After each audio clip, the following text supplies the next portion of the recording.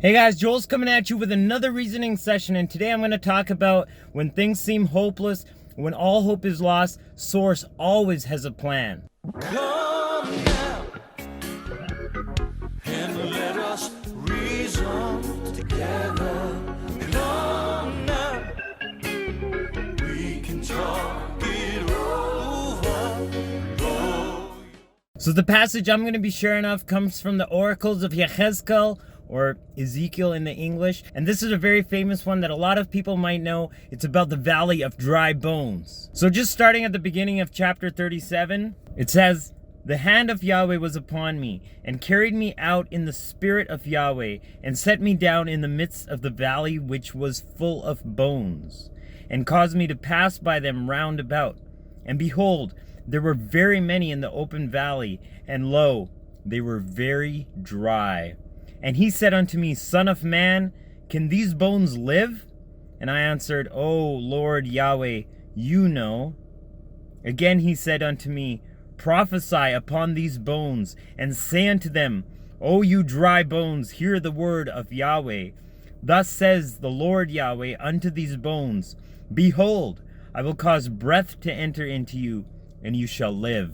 And I will lay sinews upon you, and will bring up flesh upon you, and cover you with skin, and put breath in you, and you shall live, and you shall know that I am Yahweh. So I prophesied as I was commanded, and as I prophesied, there was a noise, and behold, a shaking, and the bones came together, bone to his bone. And when I beheld, lo, the sinews and the flesh came up upon them, and the skin covered them above, but there was no breath in them. Then said he unto me, Prophesy unto the wind, prophesy, Son of man, and say to the wind, Thus says the Lord Yahweh, Come from the four winds, O breath, and breathe upon these slain, that they may live. So I prophesied as he commanded me, and the breath came into them, and they lived, and stood up upon their feet, an exceeding great army.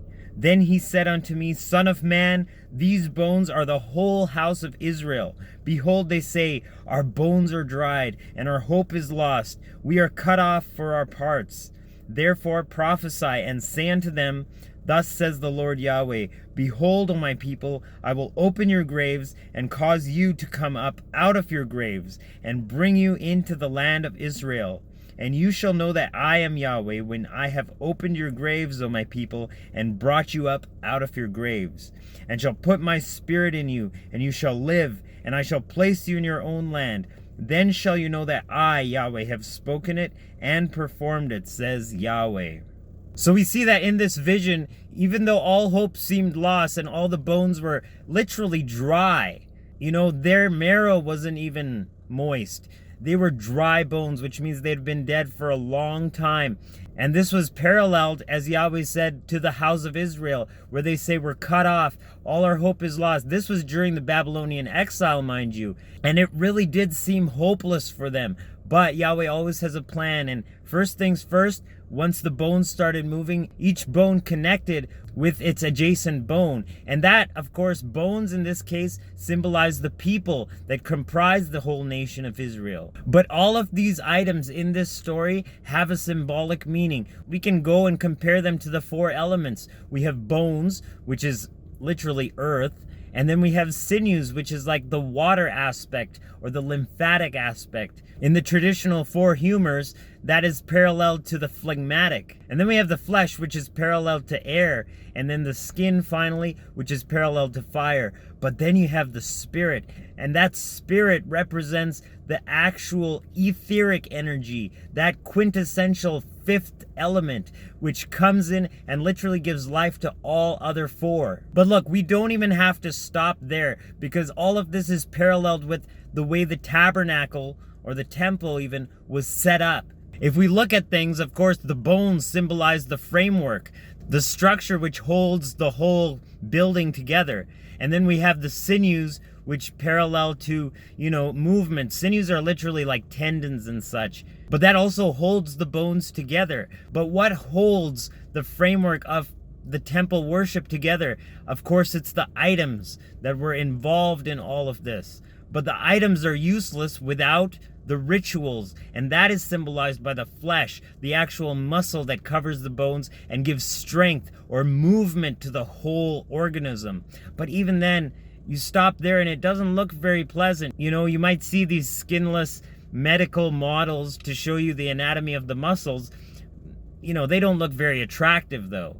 So the skin is the covering of the tabernacle. You know, those hides or the cloth that was used. But that symbolizes the appearance, the effect of all of this coming together. Once the items and the rituals are put into the practice where the framework exists, you start to see the outcome of these things. But without the real life force, that breath of life, you know, all of this is worthless. We're just shooting darts in the physical, and we're trying to gain gains in the spiritual dimensions, but we're not going to do it if we never have that breath of life, that Shekinah glory that actually comes in and inhabits the most holy of holy places between the wings of the cherubim on the Ark of the Covenant. That is where the presence of Yahweh dwelt, and that symbolizes the real life force that gives rise to this whole system. But guys, that of course is the historical facet of this fractal. Let's apply it to our own lives here. So the bones symbolize the ideas or the structures that source is streaming into us.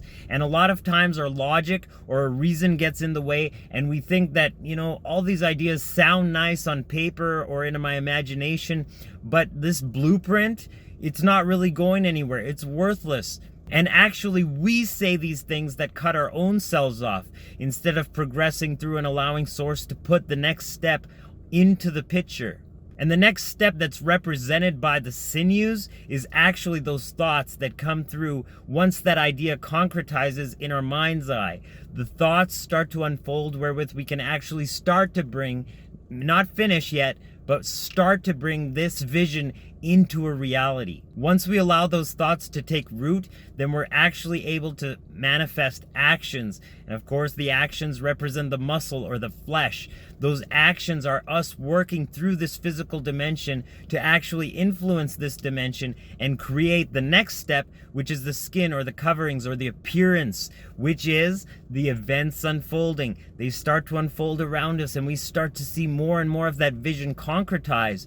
It still might be a way off, but we're starting to see it piece by piece, a little fraction here and a little bit there. So we know that this thing will add up into the sum of what Source is beaming into us. But without Source's actual inspiration, all of this is lost. We have no way of really breaking through this barrier and actually seeing it into fruition. And that life force is the real inspiration that's coming through, that real source energy. And we have to tap into that. We have to get our own egos out of the way, because we might get a thought and then act on it and see some results, but then our logic might get in the way and try to fit the puzzle pieces together in the egoic mindset. And once we step out of allowing Source to do that from a higher perspective, we're actually going to sabotage ourselves and cut those bones down again, and they're just going to dry out in the desert. So allow Source to breathe that breath of life into you and really inspire this vision, because the vision is actually a type of a separate thought form. And from there, that actually gives rise to its own life and its own experience and its own manifestations in the physical world. And if it's imbued with source energy, that life energy will breathe life into it, and it itself will take a life of its own and propel itself forward into this new era which we're entering in, where we reclaim our sovereignty and actually step up as the beings that we know we're here to live the lives that we're deserving of. So let's do it. Let's not settle for second best. Let's really tap in and really manifest that utopia that we know we deserve. We deserve it. It's time. Let's do it. So I love you guys from the bottom of my heart. I really do. I'll check you in the next reasoning sesh. Joel signing out once again. Agape. Salaam. Namaste. Shalom.